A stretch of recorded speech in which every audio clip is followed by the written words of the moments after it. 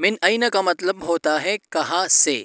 اب اس من آئینہ کو ہم جملوں میں استعمال کریں گے، آپ نے اس کی پریکٹس کرنی ہے اور عربی بولنا شروع کرنا ہے۔ من آئینہ انت، آپ کہاں سے ہے۔ من آئینہ ہوا، وہ کہاں سے ہے، یعنی وہ مرد۔ من آئینہ ہیا، وہ ایک عورت کہاں سے ہے۔ ہیا عورت کے لیے اور ہوا مرد کے لیے۔